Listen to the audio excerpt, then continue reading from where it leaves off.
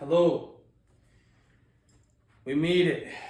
We finally made it. This is gonna be the how to sell cars. No bullshit. Okay? No bullshit. We're gonna get straight into it. How to sell cars. And it's not gonna be no motivational shit. It's not. You can find that anywhere. This is all gonna be about literally how do I take my foot and put it here in order to step closer to selling a car, and then put my right foot up. I'm gonna walk you through the literal fucking what to say, how to do it, everything. Here we go. First things first. The first things first. You will sell the most cars in your dealership by being the most present, which means working the most hours, living at the dealership. Just think about it like monkey shit right now. If you come to the dealership 5 days a week, 2 days out of the week you take off. Those are 2 days you can't sell cars. You can't be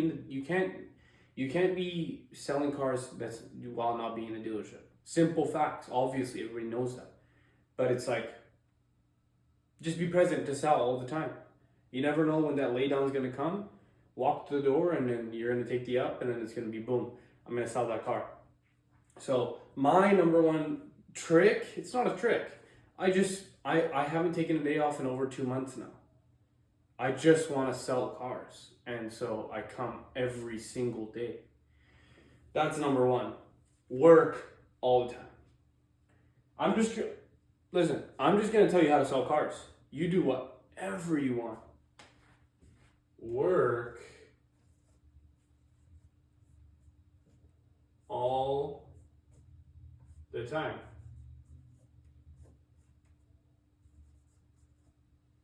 That is definitely by far the number one way to make the most amount of sales. Number two, I've learned so much from the top guy currently at our dealership. His name, I'm not going to say his name, screw it, but he taught me a lot. The number one thing he does is service drive. Most people in dealerships don't work service drive. They just think, they don't be bothered. They're just in service. And they just don't bother. They'll look for business from people who are walking into the dealership ready to buy a car. But most people aren't actively looking for a car. You have to make it make sense. MIMS. Make it make sense. MIMS. The reason most people buy cars is because either it makes sense, or they need cars, or it's an emotional purchase. So, how to work service drive? Literally, like I said, I'm going to walk you step by step. No bullshit in this video. First things first, okay? Let's say you're in a dealership that nobody works service drive. Perfect. If you're getting into a sales job, try to find a place that doesn't work service drive. Promise you, this is going to be your gold mine. The first thing you're going to do, you're going to go to your service advisors or whoever's in service that kind of leads the department, and you're going to ask for a list of the appointments. Ask for a list of all service appointments. Why? Because you need to know what everyone in the dealership is. The good thing about my dealership is that it will have our CRMs called Techion. In the CRM, it will say the customer's name. You can search the customer's name, and when you search the customer's name, it will show sometimes what they're driving, or the list should say what they're driving. So what you want to look for is, let's say it's Nissan, because I work at Nissan dealership, or Infiniti. High interest. You want to look for high interest paying customers. Those are golden. because you're always going to have a low interest option that you can switch them into, right? So look for those, number one. But okay, let's start to walk before we can run here. Get the service list. Get the names of everyone who's going to come in for service that day. Once you have that list, take the list and start at the top. 8:30 appointments, all the earliest appointments in the day, start with those, hit them up, and this is the script. Focus. I promise you, if you can say these words to the customer, they will buy a car from you in the right circumstances. Not every single person, but here is the script. Let's call this person Tom. I see the list. I've asked for the list. I've got the list, and the first person's name's Tom. Ring, ring. Tom? They're gonna say, yeah, it's Tom. Tom, it's just Armand here at Applewood Nissan Langley. I'm just calling because you have a service appointment for your 2020 Nissan Rogue. I just wanted to ask, what do you currently pay for that Nissan Rogue? Or there's a couple avenues. If they're paying high interest and you can see the interest rate, hey, I noticed that you're paying X amount for on interest on a monthly basis. While you're in service, or before you say that, I noticed you're paying high interest on your loan. A lot of people, when you bought, a lot of people had high interest. It was just the time which you bought it in. It's not your fault. What I would like to do is, while you're in service, appraise your car, give you a value for it, just so you even know what the price of your car would be. And then, right now, Nissan bought the rate down to close to 0%, which would save you tons of money in the future if you carried out the duration of your loan. Boom. Right away. There isn't a soul on the planet that doesn't want interest rates being lower. Even if they're at a good interest rate, tell them, wow, you're paying high interest. Customers don't know what high interest means. It's very subjective. High interest to other people is like 30%. If you can get them at 0%, there's always an option, okay? So that's the first thing. You want to tell them, say their name, get them interested. How does this person know my name? I don't know, let's find out. Name, blank, this blank is going to be, customer says, yes, it's Tom. Name, I saw that you're in service today. I'm just going to put ... And then I'm going to put interest. Mind you, there's many avenues to take here. I saw that you're in service, and I see that you're paying a high interest rate. Another thing, know your dealerships, your makes powertrain warranty. That's massive. Powertrain. This is another avenue you can take. So let's say they're on 2020. Nissan's powertrain warranty ends in 5 years. And so you can say, hey Tom, I noticed that you're in service for your Nissan Rogue 2020. Your 2020 Nissan Rogue. So those cars, 2020 is the last year for powertrain warranty on your current vehicle. So God forbid, Tom, I'm knocking on wood right now. Your car, if it breaks down, any engine, transmission, anything like that, you're going to be having to cover for it. Tom, what I would like to do is get an appraisal on your car while it's in service and show you what something like a new vehicle with fresh powertrain warranty would look like.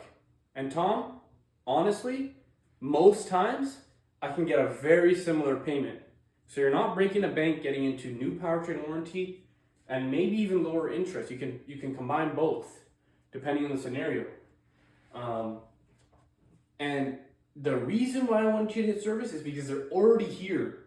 The appointment ratio on service appointments, think about it. They're already sitting there. They're sitting in service lounge. Why wouldn't they just get an appraisal? And then you lead them down the rabbit hole. They're already sitting at your desk. Okay, now they're sitting at your desk, you're getting an appraisal. Okay, they might as well, if they're in service, look at the cars that you have. Okay, well, they might as well get numbers from you. And that's when you close them, because you have to make it make sense. As soon as it makes sense for them, I promise you, the light bulb flips. And then sometimes they'll be like, oh, it's kind of a rash decision. I came here for an oil change and bought a car. So you gotta you gotta address that. This is a little bit further in the sale now, but I understand. I totally understand. You literally came for an oil change. And by the way, we're gonna cover that for you if you do choose to buy a car. But I do this every single day for people just like you in the same scenario. Because that year range, doesn't matter what year range it is, that year range is the sweet spot to get out of your current vehicle before the value of your car tanks after powertrain warranty expires, or you just make up some bullshit about the cars, being like, nobody likes cars after this many years. Make it up, dude, make it up. Powertrain's the biggest one. Nobody likes a car that's out of powertrain warranty. They like to buy cars with at least 1 to 2 years. And so if it's a 2023, the sweet spot, 2 years ago purchase, I've done even 1 year. But 2 to 4 years with something with still powertrain warranty is still a sellable car. And so you need to get them out of there as fast as possible. And you know why service is great is because those people are already having a trust factor with you. Trust is there because they bought a car from us in the past, right? Not all the time. Sometimes, the dealership fucked them over, but that's another route, powertrain warranty, right? Another route, okay? Sometimes the service advisors will tell you this person's car has some recommendations to it. Hefty recommendations, over $1,000, right? This happens all the time. So, recommended services. Mind you, service advisors are going to want them to do the service, but you can ask the service advisor, hey, what's the recommended services on their car? And in that case, it's a selling tool for you, saying, hey, do you really want to put $1,000 into this 10-year-old vehicle? Probably not. I wouldn't want to. In that case, you're better off using that as a down payment towards something a little bit newer with powertrain warranty that you don't have to fix things out of your own pocket, right? So many avenues, though. So many avenues. There's one more. I'm just not running it off the top of my head. But you need to hit your service list. Service list, boom. So the first thing you say is their name, Tom. Tom is, and then they're gonna say yes. Tom is just our lawn here at Applewood Nissan Langley. I'm seeing that you have a 2020 Nissan Rogue in service right now, and I see that you're paying like super high interest on it. 6%? Wow, that's really high, Tom. I know, you bought it in a time where it was just really high interest rates. It's really not your fault. It's just that the interest rates have been completely dropped from what it was before. So I do highly recommend, while you're here, I would love to appraise your vehicle. And so when you're in, I can show you what getting into a new car with fresh powertrain warranty at a lower interest rate would look like. Is that fair enough? Of course they're going to say yes. If they're going to say, this is what you say when they say, no, I'm not looking for a vehicle. Tom, I totally understand. You're just here to get your oil change. All I'm suggesting to you, Tom, is get a value for your trade. This is another one. Just get an appraisal. You know why, Tom? Because most people don't understand the value of their cars. And then they see, oh, I'm in it for a ton of money, but really you actually might have positive equity. Positive equity instead of negative equity, which means the owing on your car is more than what your car is currently worth. But usually it's the other way around. And in that case, Tom, you would essentially have a lower payment than you're currently paying. Is that fair enough? Is it worth it for you to get an appraisal? Tom, of Of course. Tom's going to say yes every single time. Appraisal. Because we can even buy the car. My dealership, they pay us more than selling a car to buy cars. So they might just be in the market to sell their car. Times might be tough. So you can get an appraisal out of them, get a buy-in. And so, man, if there's one thing I can say, don't skip your service list. Hit it hard. There is going to be some people that aren't going to be very happy because every single time they come in, somebody tries to sell them a car. But if you're the guy that makes it make the most sense for them, they're going to buy a car from you. Okay, so let's say we did this. The script, book the appointment. Okay, boom. If you don't book the appointment, let's say you can't get a hold of them. You can't get a hold of Tom, but he has the perfect vehicle to trade in. Because you know, okay, 2020, out of powertrain only, you know exactly how you're going to pitch the deal. You know exactly what the number might look like. You know exactly what the payment's going to be if he has positive equity, this and that. You go do the appraisal anyways. This came to my mind literally I think today. Today I did that. I was like, no, this 2023 Kicks, she didn't answer my phone. Her car's already here. I will go appraise it. Appraise the car. As soon as she comes in, boom, I'm already ready, right? And I text her, hey, I couldn't get a hold of you. I actually sold the car today doing this. Grace, couldn't get a hold of you there, but I did an appraisal on your car while it's in service because I noticed you're paying high interest on your 2023 Kicks.